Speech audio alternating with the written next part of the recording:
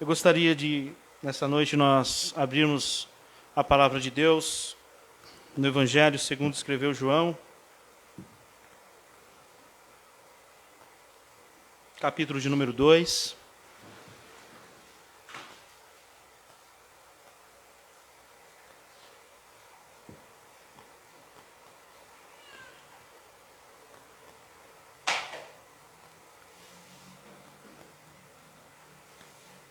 Capítulo de número 2. Faremos a leitura a partir do versículo 13. Na última ocasião, nós tivemos a oportunidade de dar início ao capítulo de número 2, aonde nós pregamos, onde foi pregado as bodas de Caná, né? Jesus, naquele momento, ele está em um casamento em Caná da Galileia e realiza o que as Escrituras chamam do seu primeiro sinal. Nós ali tivemos a oportunidade de conversar sobre o aspecto do sinal, que o sinal ele aponta para uma realidade para fora dele, e que este sinal apontou para a realidade, para uma realidade de um Cristo, de Jesus, que transformou a água em vinho, traçando o seu aspecto divino, de um Deus criador, do Deus encarnado, do Deus todo-poderoso que se fez carne. Amém? Vamos ler João 2, a partir do versículo 13. Estando próximo à Páscoa dos judeus, subiu Jesus a Jerusalém. E encontrou no templo os que vendiam bois, ovelhas e pombas, e também os cambistas assentados. Tendo feito um azorrague de cordas, expulsou todos do templo, bem como as ovelhas e os bois, derramou pelo chão o dinheiro dos cambistas, virou as mesas, e disse aos que vendiam as pombas: tirai daqui estas coisas, não façais da casa do meu pai casa de negócio, ou casa de comércio, ou comércio. Lembraram-se os discípulos de que está escrito: o zelo da casa me consumirá, o zelo da tua casa me consumirá. Perguntaram-lhe, pois, os judeus: que sinais nos mostra para fazeres essas coisas? Jesus lhe respondeu: destruí esse santuário, e em 3 dias o reconstruirei. Replicaram os judeus: em 46 anos foi edificado esse santuário, e tu em 3 dias o levantarás? Ele, porém, se referia ao santuário do seu corpo. Quando, pois, Jesus ressuscitou dentre os mortos, lembraram-se os seus discípulos que ele dissera isto, e creram na Escritura e na palavra de Jesus. Amém? Vamos orar. Ó Deus, já temos levantado as nossas vozes a Ti essa noite, em orações, em louvores, em súplicas. O Senhor tem falado também aos nossos corações através da leitura da Tua palavra. Queremos, Senhor, uma porção das Tuas sagradas Escrituras, Senhor, em exposição neste momento. Cremos que a Tua palavra, Senhor, é a Tua voz que brada aos nossos corações. A Tua igreja, ela necessita, na verdade, ela se reúne para ouvir a Tua voz. Não a voz da sabedoria humana meramente, mas a voz do Deus Todo-Poderoso, que trabalha nos nossos corações, que fala conosco, mudando, transformando as nossas vidas, direcionando as nossas vidas para o louvor do Teu santo nome. Amém. Bom, na última ocasião, segundo a narrativa do Evangelho de João, segundo escreveu o apóstolo João, onde nós vimos Jesus localizado. Jesus está localizado em uma festa de casamento, nas bodas de Caná da Galileia, né? Naquela ocasião, o problema é a falta do vinho. E Jesus transforma a água em vinho, livrando aquela família de um grande vexame, de um grande problema, né? Nós chegamos a conversar aqui sobre que essas festas duravam em torno de 1 semana e que as famílias a família que está dando a festa era responsável por suprir aquelas famílias que estavam ali sendo recebidas. E faltar o vinho era um sinal de um grande problema. Jesus, misericordioso, demonstra o seu poder de Deus Criador, transformando a substância de água em vinho. Porém, agora, na narrativa que segue João, alguns dias após aquele ocorrido, no verso de número 12 do capítulo 2 vai dizer: depois disso, desceu ele para Cafarnaum, com sua mãe, seus irmãos e seus discípulos, e ficaram ali não muitos dias. Então há um intervalo de tempo. Dentro disso, agora no versículo 13, nós temos que, estando próximo à Páscoa dos judeus, subiu Jesus a Jerusalém. Essas expressões, subir e descer, ela tem primariamente a ideia literal de regiões que são mais altas do que as outras. Por isso, essas expressões, subir e descer. Podemos entender também aqui Jerusalém com seu aspecto de capital. Por isso, essa expressão subiu, uma expressão também que pode ser colocada como o aspecto de adoração, a qual Jesus está inserido. Jesus é um judeu e Jesus está inserido no contexto das festas religiosas de Israel. Jesus sai de uma festa familiar e vai para a festa mais importante dos judeus, a Páscoa. No casamento, Jesus exerceu misericórdia. No templo, exerceu juízo. O zelo intenso pela casa de seu pai não é menos revelação da glória do Filho do que a sua participação do poder criador. Se no casamento nós vemos Jesus transformando água em vinho,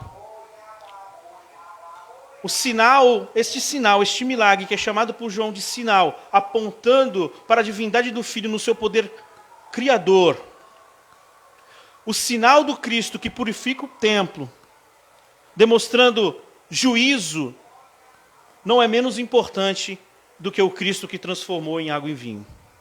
Ambos os aspectos são sinais. Tanto o Cristo que cria, tanto o Cristo que transforma, quanto o Cristo que estabelece juízo contra o pecado. É o texto que nós vamos ver agora. É onde Jesus está localizado pela narrativa de João. O cenário agora é o templo e Jesus purifica o templo. O templo é o centro da adoração dos judeus. 3 coisas importantes para os judeus: a lei, a terra e o templo. Quando nós pensamos em templo, no templo dos judeus, nós não podemos imaginar esta garagem, nós não podemos imaginar os edifícios onde nós nos reunimos para adoração. Pode ser o mais belo, o mais pomposo que for, que tiver a arquitetura que tiver, não se compara ao templo dos judeus. Pois o templo dos judeus era o lugar onde Deus manifestava a sua presença de forma focalizada, focada. Cumpria um aspecto da promessa de Deus que disse a Israel que habitaria no meio do seu povo. Que habitaria no meio do seu povo. Era o local central de adoração do povo de Deus, o local onde o povo levava os seus sacrifícios para o culto solene. O local onde Deus instituiu para manifestar a sua glória, para os sacrifícios, para o perdão de pecados. O culto, o templo, quando nós olhamos pela visão do Novo Testamento, pela revelação dos apóstolos, ele é um tipo, é uma sombra que apontava para a realidade perfeita do Cristo, do Verbo que se fez carne, do Deus que habitou entre nós na pessoa do Filho, do sacrifício perfeito do Cordeiro de Deus que tira o pecado do mundo. Portanto, hoje não temos mais templos. Não há mais templos. O que há hoje são edifícios a qual reúne a igreja do Senhor Jesus. O que há hoje, sim, é o templo, a casa de Deus, o santo povo de Deus, a igreja onde Deus habita pelo seu Espírito. Este é o templo sagrado. Esta é a casa de Deus, o povo de Deus. Porém, aqui, Jesus está inserido ainda na antiga aliança. O templo ainda é o local focado, centralizado da adoração de Israel ao seu Deus. Aonde Deus prometeu habitar no meio do seu povo, ouvir as suas orações, lidar com os seus lamentos, perdoar os seus pecados, cultuar, o meio de adoração. Este templo, ele não é o templo de Salomão. O templo de Salomão ele foi destruído. O segundo templo, que foi construído no retorno do povo de Israel, do cativeiro, chamado do templo de Zorobabel, também já não é este templo. Este templo é chamado o templo de Herodes. Herodes dá uma repaginada neste templo. E que repaginada? Este templo era magnífico, grandioso, grandioso. Herodes não foi uma boa pessoa quando fez isso. Os judeus, Israel agora vive sob o domínio de Roma. Na verdade, Herodes queria um povo pacificado. E nada melhor do que unir poder político e poder religioso para controle de massa. Ideia perfeita. Herodes agora tem um povo ok, um povo tranquilo, pois entregou para os judeus um dos seus bens mais preciosos, o templo, o seu templo. Quem um dia quiser conhecer um pouco mais desse templo aqui, puxa suas imagens no Google, tem muitas maquetes, coloque lá o templo de Herodes, vocês vão ver todos os seus aspectos, o seu tamanho, sua grandeza. É este templo que Jesus agora, como diz o verso 13, estando próximo à Páscoa dos judeus, subiu Jesus para Jerusalém. Aí no versículo 14, nós temos agora o pano de fundo da nossa mensagem. E encontrou no templo, ou viu no templo. Jesus está cumprindo uma das principais festas dos judeus, a Páscoa. Era comum neste período famílias saírem de suas casas, saírem das suas residências, rumo a Jerusalém, em peregrinação a Jerusalém. Junto consigo levavam os seus sacrifícios, levavam as suas ofertas, assim como os seus animais. Tudo que era composição desta adoração. No versículo 14 nós temos, no pátio do templo, viu Jesus. Eu gostaria de fazer uma breve leitura com os irmãos em 1 Samuel, capítulo de número 1.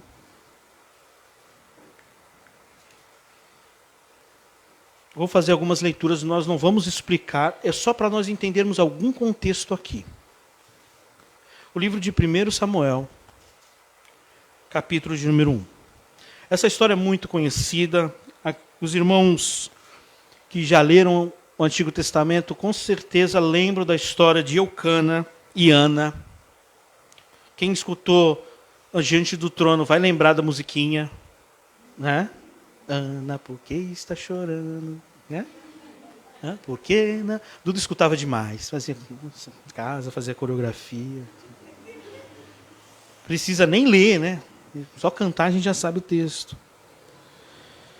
Nós precisamos nos localizar aqui e dar um bom pano de fundo, porque nós agora, neste momento, nós estamos nós estamos no pátio do templo. E nós estamos lidando agora com o que Jesus viu no pátio do templo.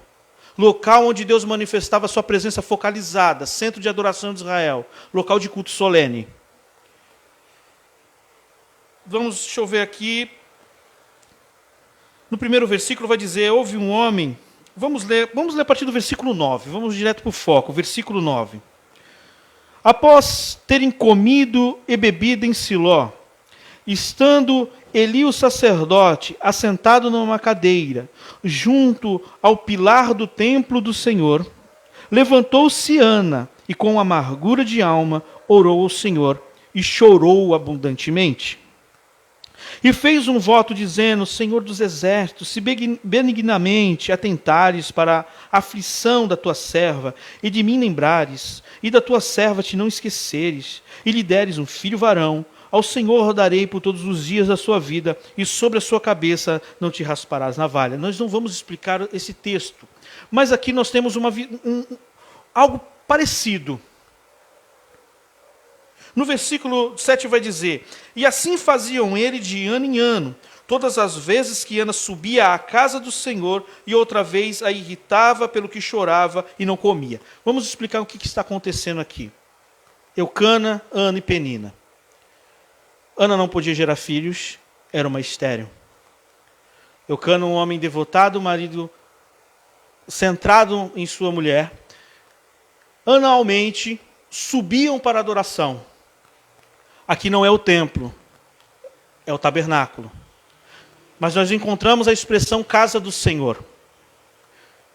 Quando nós vemos a casa do Senhor ser mencionada, o que nós vemos relacionados a esse ambiente? Qual a leitura que nós acabamos de fazer? O que está acontecendo com o sacrifício, subir em adoração, estar em adoração relacionado à casa do Senhor? O que nós encontramos aqui? Vou ler de novo. Após terem comido e bebido em Siló, porque eles subiram para a adoração, ao local onde estava o santuário de Deus.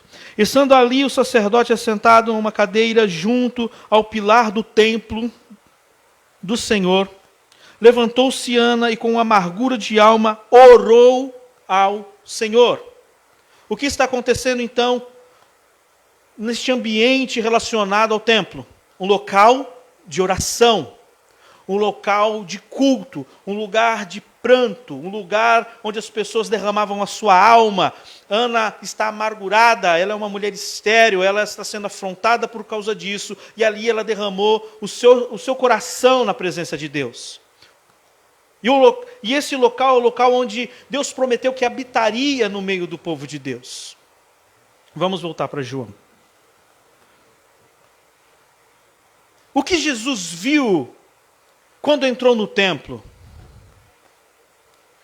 Com que Jesus se deparou? Será que quando Jesus, nós estamos agora no versículo 14, nós estamos localizados no pátio do templo. O que Jesus viu no pátio do templo? Mulheres como Ana, que estava orando a Deus as suas amarguras, suplicando a Deus, que Jesus viu. Porque aquele lugar que Jesus colocou os seus pés seria um lugar de oração e súplica. Mas o versículo 14 vai dizer: e encontrou no templo os que vendiam bois e ovelhas e pombas e também os cambistas assentados. Ou seja, ao invés de Jesus ouvir o som de orações, ao invés de ouvir lágrimas, pessoas lamentando ou clamando a Deus, que Deus os ajudasse, se compadecesse de suas misérias, o barulho que Jesus ouve é o barulho como se fosse de uma feira. Ele escuta os barulhos dos animais, presos em gaiolas, amarrados por cordas. O que ele escuta agora é um barulho como se ele estivesse entrando não no templo, mas em uma feira do rolo qualquer. Este é o local que Jesus agora entra, e o que ele encontra não é Ana, não é uma mulher como Ana, mas o que ele encontra são mercadores. Pessoas agora que inverteram o uso original do local que era o centro focado de adoração do povo judeu. Ao invés de ele encontrar pessoas orando a Deus, suplicando ao Deus de Israel, ele encontra o barulho do comércio. Se nós formos pensar aqui um pouco no contexto, o que está acontecendo? Pessoas vêm de todos os lugares, vão ao templo adorar, vão carregar, transportar consigo os seus sacrifícios, vêm de longe. De repente, impossibilidade de transportar os seus animais, morreu no meio do caminho, eles precisam pagar a taxa do templo, mas os sacerdotes exigiam uma moeda específica, prata pura. Não tem cambistas para trocar o dinheiro, pois há moedas diferentes em toda a região. O que nós temos aqui? Algo de aparência legítima. Algo que cumpre que tem a tendência de prestar um auxílio à adoração. Algo que está prestando um auxílio à adoração do povo de Israel. Uma vez essas pessoas vêm de longe, elas precisam trazer os seus animais, elas precisam sacrificar no templo. O animal morreu no caminho. Como trazer? Em Deuteronômio nós encontramos passagem em qual Deus ele diz a respeito do dízimo. Que quando o local de adoração estiver distante, essas pessoas podiam vender os seus usos para adoração e, chegando ao local, readquiri-la. O problema aqui é que esses animais não estão na estrada do lado de fora. Não estão ao redor. Está dentro. Eu espero que você, nesse momento, não esteja comparando isso à cantina da igreja, ao irmão que vende livro no final do culto. Porque, como já disse, não temos mais templo. Não temos mais. Mas vai encostar na gente. Vai encostar na gente. O meio de adoração agora se torna um meio de satisfação pessoal. O meio de adoração agora se torna um meio de produção financeira. Não é um serviço de piedade a serviço legítimo de adoradores, aonde piedosamente estão do lado de fora, pensando nas pessoas que perderam seus animais no caminho e ali elas podem readquiri-los. Ou piedosamente pensando em certas falcatruas que é feita e pensando, olha, eles não vão aceitar essa moeda, vamos trocar pela moeda que aceitam, aqui você vai conseguir pagar a taxa do templo, está tudo resolvido. Não é isso que está acontecendo. Não é isso que está acontecendo. No pátio do templo viu Jesus. O que ele viu? Ele não viu um lugar de orações e súplicas.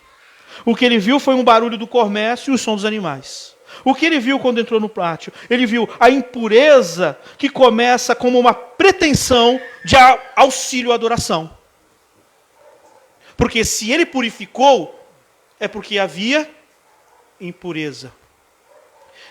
E onde essa impureza estava? Quando Jesus entrou no pátio do templo, ele não encontrou o bezerro de ouro. Ele não encontrou a imagem de Astaró, de Balaal, Belial. Ele não encontrou essas figuras. Não encontrou. O que ele encontrou foi um ambiente que parecia ser legítimo, que tinha uma pretensão de auxiliar adoradores. Porém, era impureza. Por que era impureza? Porque Deus não mandou. Porque eles não deveriam estar ali. Aquele local não era para isso. Aquele local cumpria outras finalidades e Deus não mandou, simplesmente Deus não mandou fazer daquela forma. De repente alguém um dia notou. De repente um dia alguém percebeu que isso não deveria estar ali. Mas o texto não mostra que outras pessoas viram e notaram. Quem viu? O texto diz: e encontrou no templo, NVI, e ele viu no templo ele viu. Quem deveria ter notado, quem deveria ter encontrado há muito tempo? Aqueles que tinham autoridade para cuidar daquele local, sacerdotes, levitas, o sumo sacerdote. Mas o que aconteceu? A impureza encostou com aspecto de legitimidade, com aspecto e aparência de serviço piedoso. E eles se acomodaram, se acostumaram com a impureza. Esse é o tipo de impureza que não era o bezerro de ouro, não era uma imagem de Baal, mas ela vem com características de piedade. Eu vou te servir porque vocês estão precisando, dá tudo certinho, vocês precisam do animal, eu tenho para vender, vocês precisam da moeda e eu tenho para trocar. Está tudo certo. Não está tudo certo. Porque no pátio do templo viu. E o que ele viu, ele não aprovou. Como nós sabemos que o que ele viu, ele não aprovou? Porque o texto está dizendo assim, olha só o que Jesus vai fazer. No versículo 15 diz, tendo feito um azorrague, ou um chicote de cordas, expulsou todos do templo, bem como as ovelhas, os bois, derramou pelo chão o dinheiro dos cambistas e virou as mesas. Olha só. Quem são esses todos que ele expulsou do templo? Todos que estavam relacionados com a situação. O que esse texto me ensina? O texto de cima que nós acabamos de ler nos ensina que eles se acostumaram com a impureza, porém o que segue é que Deus não se acostuma com o pecado. Deus não se acostuma com o pecado. Por mais que nós, seres humanos corrompidos e corruptos, nos acostumamos com a impureza, que começa muitas vezes não como uma coisa grande, mas com uma aparência de piedade, de forma legítima às vezes, mas nós vamos se acostumando com a contaminação e com a impureza. Deus não se acostuma com o pecado. E por muitas vezes, por passar o tempo e nada acontecer, nós achamos até mesmo que Deus não está se importando com uma contaminação aqui, com outra ali, com uma que entra aqui, com uma aceitação aqui, com um afrouxamento ali.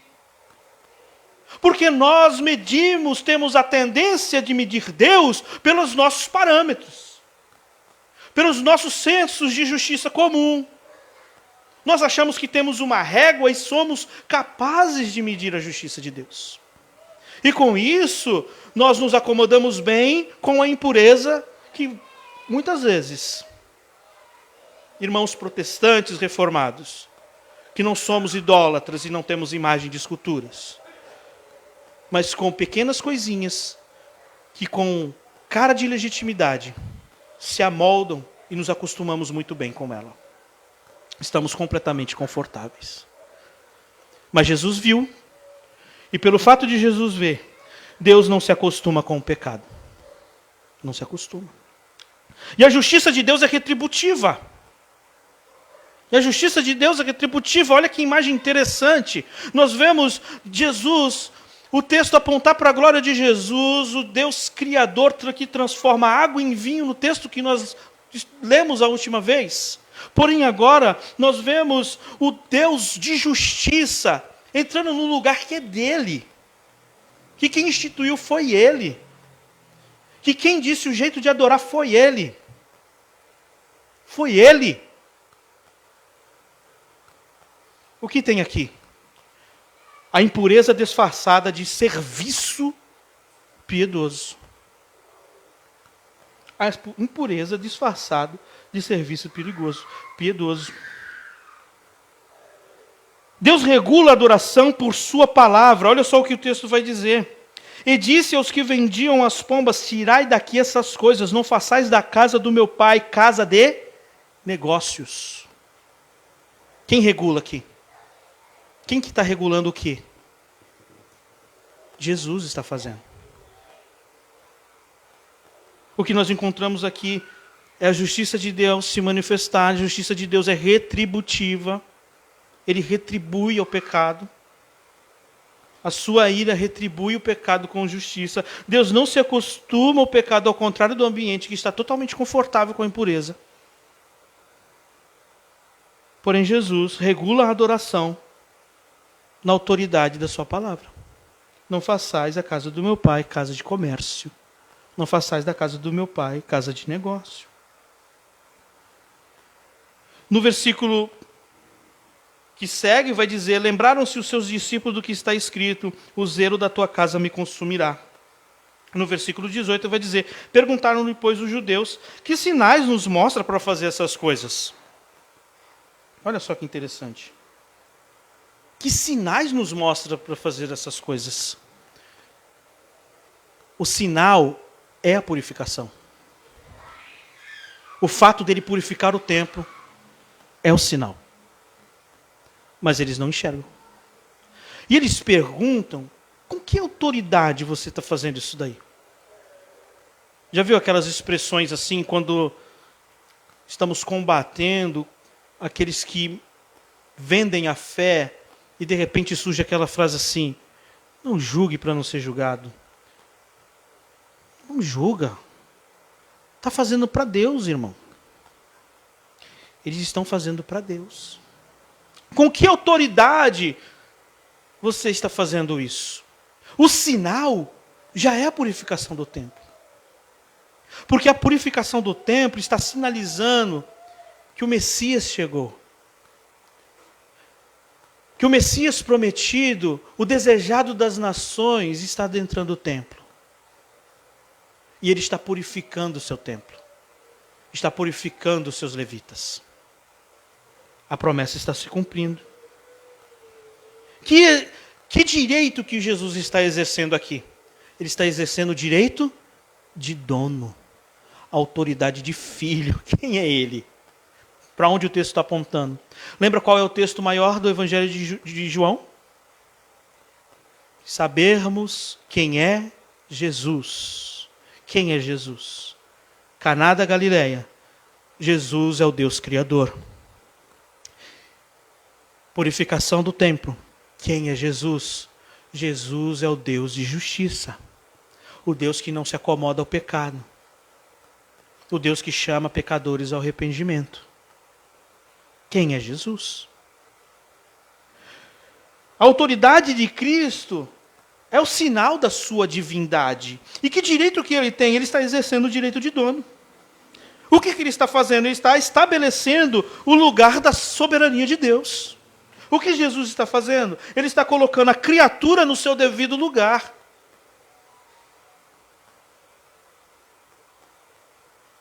No versículo 17 diz assim: lembraram-se os seus discípulos de que está escrito: o zelo da tua casa te consumirá. Quando Jesus expulsa os cambistas, os vendedores, os animais, os discípulos lembraram do Salmo 69, versículo 9, verso 9, que o salmista diz essa frase. O salmista, nessa ocasião, ele está combatendo a impiedade em relação à libertinagem, em relação à adoração ao templo. E o que vem à mente deles é o que o salmista passou, porque o salmista estava sendo perseguido. O salmista estava sendo zombado, sofrendo ameaças de morte. E isso agora está relacionado ao Cristo, pois o Cristo agora ele enfrenta a impureza. Esse zelo da casa, o zelo que consome, esse zelo que faz com que ele exploda ao ponto de correr o risco de morte. Ao ponto agora de chamar a atenção dos soldados romanos que guardavam o templo, das autoridades dos judeus, e por que ele não sai dali preso. A impiedade odeia a verdade. O zelo da tua casa me consumirá. Agora há um enfrentamento da verdade em relação à impiedade. Versículo de número 19, Jesus responde. Jesus respondeu: destruí este santuário, e em 3 dias reconstruirei. Esse santuário, templo de Herodes. Jesus responde dessa forma. Como que eles entendem? Replicaram os judeus. Percebam que estavam totalmente acostumados com a impureza. Ele está purificando. Mas eles vão e dizem: cadê a sujeirinha que estava aqui? Quem tirou? Cadê meu pecadinho de estimação? Cadê ele? Por que tiraram? Cadê ele? Por que removeram daqui? Eles vão atrás, vão procurar. Meu filho está agarrado. Porque a impiedade abomina, odeia a verdade. E toda vez que lidamos com ela, toda vez que a palavra de Deus vem de encontro, relutamos. Somos como esses judeus. Que autoridade tu tem para virar essas mesas dentro do meu coração? Que autoridade que tu tem para mexer nessa minha impureza, que eu estou tanto acostumado com ela, que eu lido com ela constantemente. É o meu hábito preferido. Não é um bezerro de ouro, não é uma imagem gigantesca. muitas vezes com cara de piedade. Com cara de piedade. Que direito? Que direito você tem?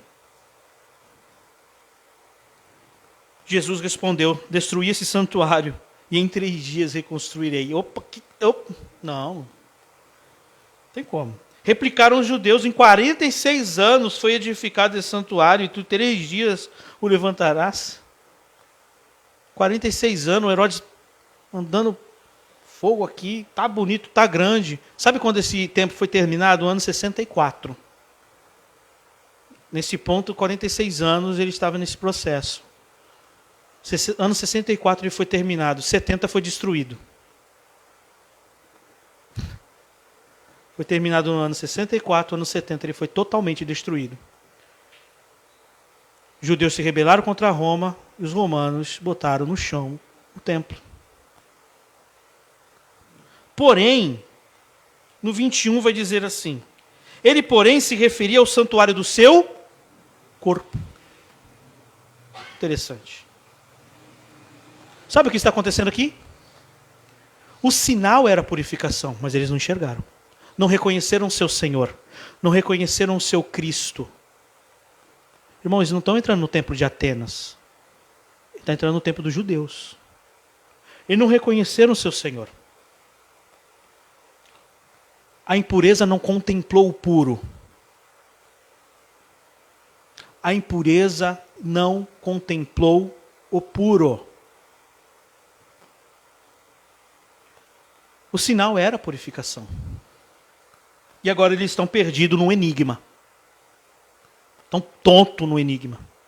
Que nem barata tonta aqui. Porque Jesus fala como meio uma parábola, uma metáfora, e eles agarram no literal. Porque Jesus, ele é o cumprimento do templo. Jesus é aquele que está chegando e aquele templo vai literalmente ruir. Porque ele é o Cordeiro de Deus que tira o pecado do mundo. Aquele templo era uma sombra que apontava para a realidade perfeita. E a realidade perfeita chegou. Estava frente a frente com eles. O Deus que tabernaculou, que habitou entre nós. Vimos a sua glória, a glória do unigênito do Pai. O Deus habitando naquele corpo estava ali. Ali estava o templo. O Deus que prometeu habitar no meio do seu povo estava ali. Estava naquele momento. E agora eles se agarram com o literal, pois eles entendem que Jesus se referia literalmente ao templo que iria ruir. Se agarram com isso e a palavra de justiça os segue, pois o templo verdadeiramente ruiu. Porém, os seus discípulos enxergaram além do que para eles foi um enigma. Pois no versículo 21 disse: ele, porém, se referia ao seu santuário. No 22, quando, pois, Jesus ressuscitou dentre os mortos, lembraram-se seus discípulos do que ele dissera, e creram na Escritura e na palavra de Jesus. Seus discípulos não estão perdidos dentro do enigma, rodando como cegos que não contemplaram, porque a impureza não contemplou o puro. Porém, mais uma vez, o sinal que aponta para uma realidade fora dele, mostrou para os seus discípulos quem é Jesus. Quando, pois, Jesus ressuscitou dentre os mortos. Cumprido está as sombras do Antigo Testamento. A realidade chegou. Os sacrifícios que eram feitos dentro do templo, Cristo cumpriu todos eles. E diz que os seus discípulos creram na Escritura, ou seja, a promessa foi cumprida, e creram na palavra de Jesus. O sinal cumpriu o seu propósito. Jesus, a realidade da promessa, e o que nós encontramos,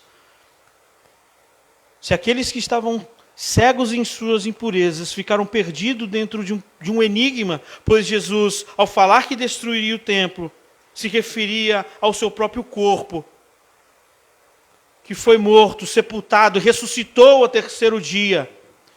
E eles ficaram girando, preso em um templo que eles o tornaram impuro.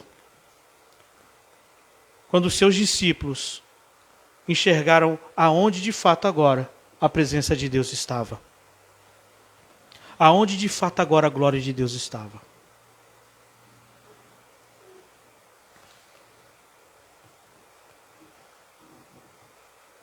O que Jesus realizou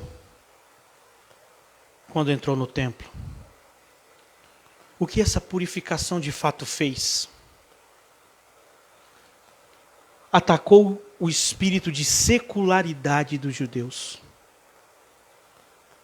Uma adoração secularizada.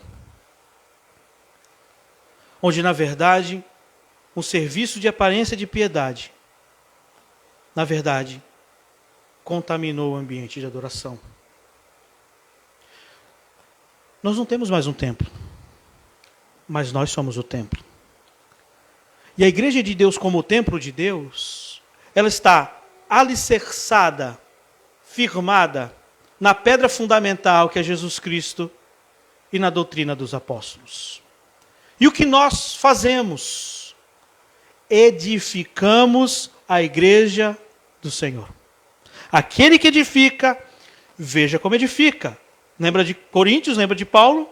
Tendo cuidado para não destruir o santuário de Deus, que sois vós.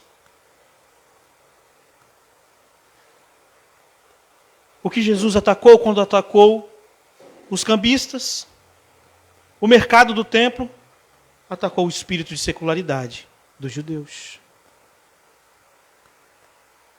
Que por muitas vezes está presente em nós. Está presente em nós quando aquilo que fazemos aqui não corresponde com aquilo que fazemos do lado de fora.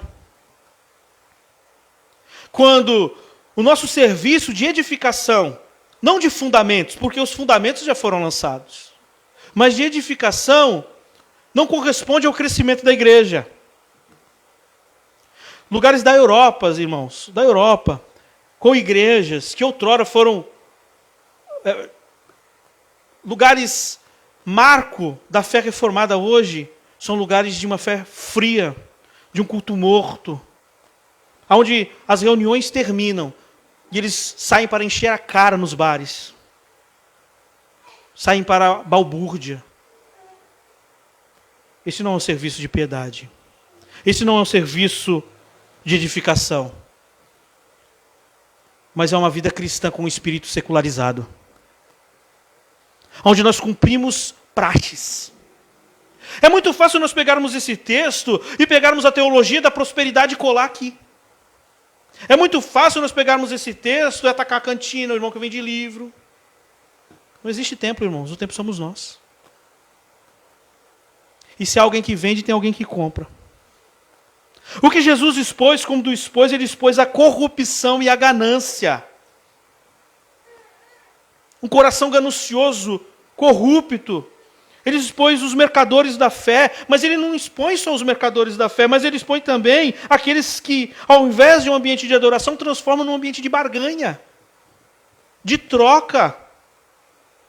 Aonde, como nós, muitas vezes hoje, só estamos presentes porque queremos alguma coisa da parte de Deus. Não é um ambiente de adoração.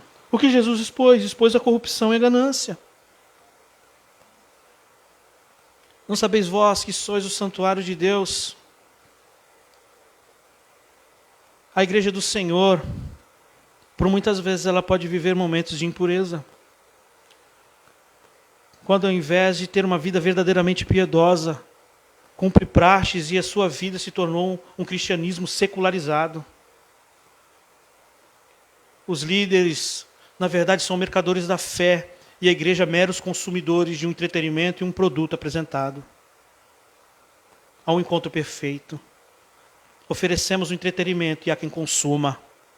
para a mera satisfação do ego, do coração, dos desejos. Saímos contentes não porque estamos num culto solene, porque Deus falou ao meu coração, mas porque a minha satisfação, meu ego foi preenchido. A ganância não só está em quem cobra, mas está em quem consome.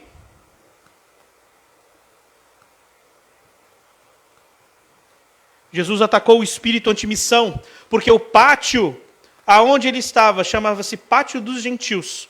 Esse pátio ele foi construído para que os gentios tivessem uma proximidade do Deus de Israel. Era um pátio externo. E ali os gentios se aproximavam para ter um contato com o Deus de Israel, conhecer o Deus de Israel. E o que eles encontraram lá? O que os gentios, qual o exemplo que ele estava tendo? Isso acontece conosco, quando não temos testemunho.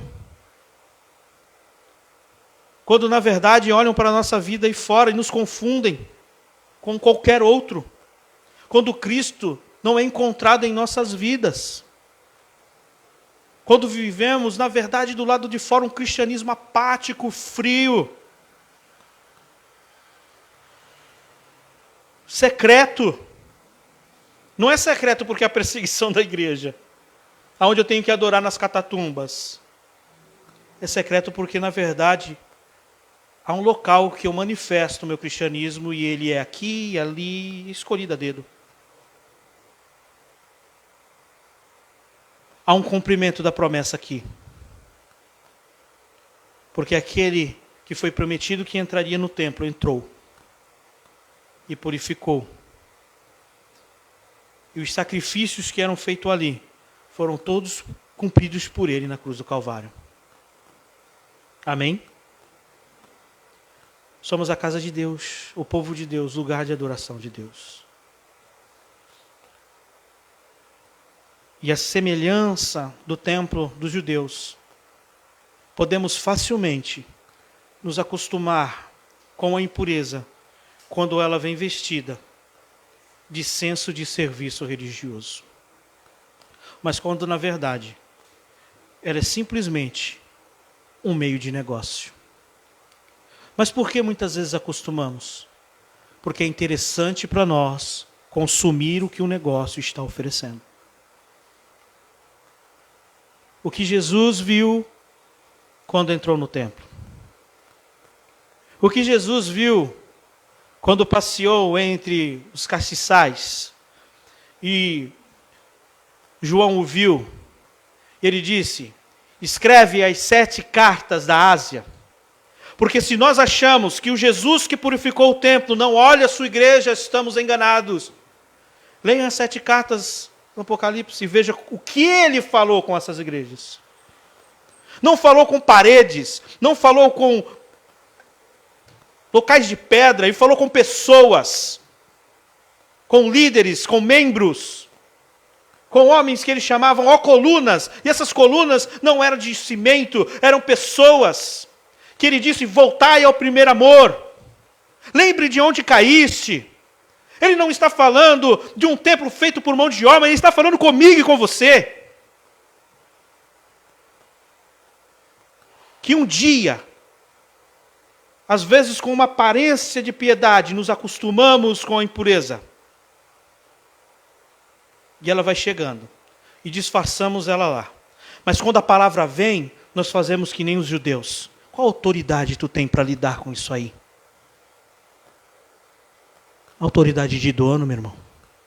De Deus soberano. Do dono da igreja. Abra um Apocalipse.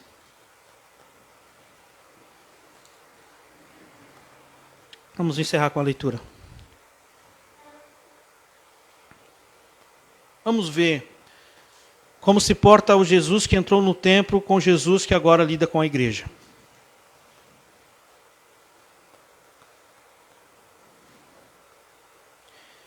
O que era o que desde o princípio, o que temos ouvido, o que temos visto, com os nossos olhos próprios vimos, o que contemplamos e as nossas mãos apalparam, com respeito ao verbo da vida. E a vida se manifestou. Estou lendo errado.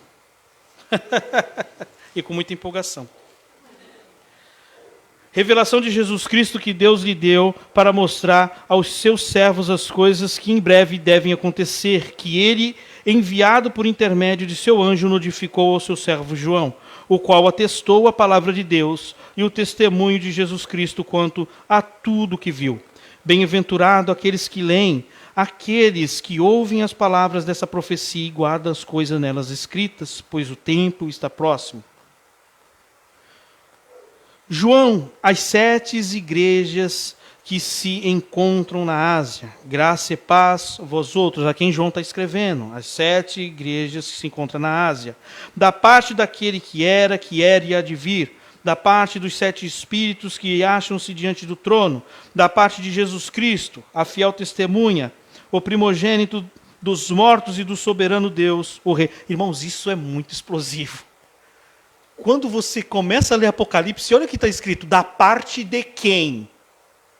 Quem está escrevendo? Quem está escrevendo para as igrejas aqui, irmãos? Vou ler de novo. João, as 7 igrejas que se encontram na Ásia, graça e paz a vós outros, da parte daquele que é, que era e que há de vir. Quem está escrevendo para as igrejas, irmãos? Aquele que viu, aquele que entrou no pátio do templo. Aquele que nos ama e pelo seu sangue nos libertou dos nossos pecados e nos constituiu reino de sacerdotes para o seu Deus e Pai. A ele a glória, ao domínio pelos séculos dos séculos. Amém. Eis que vem as nuvens e todos os olhos virá, até quando os transpassaram, e todas as tribos da terra se lamentarão sobre eles, certamente. Amém. Eu sou o Alfa, o Ômega, diz o Senhor Deus, aquele que era e há de vir, o Todo-Poderoso. Olha só. E João, versículo 9. Eu, João, irmão vosso e companheiro nas tribulações, no reino e na perseverança. Em Jesus achei-me na ilha chamada Patmos, por causa da palavra de Deus e o testemunho de Jesus. Achei-me em espírito no dia do Senhor. Que dia? Dia do Senhor. E ouvi por detrás de mim grande voz como de trombeta, dizendo: o que vês, escreve em livro e mande às 7 igrejas, em Éfeso, Esmirna e Perga, Tiatira, Sarde, Filadélfia e Laodiceia. Voltei-me para ver quem falava comigo. Voltando, vi 7 candeeiros de ouro, e no meio dos candeeiros um semelhante ao Filho do Homem, como vestidos de talares, cingidos à altura do peito, como uma cinta de ouro. Com quem Jesus está lidando aqui? Com o pátio do templo, com a igreja viva. Capítulo 2, simplesmente o primeiro versículo, cartinha a Éfeso. Ao anjo da igreja escreve em Éfeso: estas coisas diz aquele que conserva na mão direita as 7 estrelas e que anda no meio dos 7 candeeiros de ouro. Conheço as tuas obras, tanto o teu labor como a tua perseverança, e que não pode suportar os homens maus, e que puseste à prova os que de si mesmo se declararam apóstolos, mas não são, e os achaste mentirosos. E tem perseverança e suportastes provas por causa do meu nome, e não te deixaste esmurecer. Tenho, porém, contra ti que abandonastes o teu primeiro amor.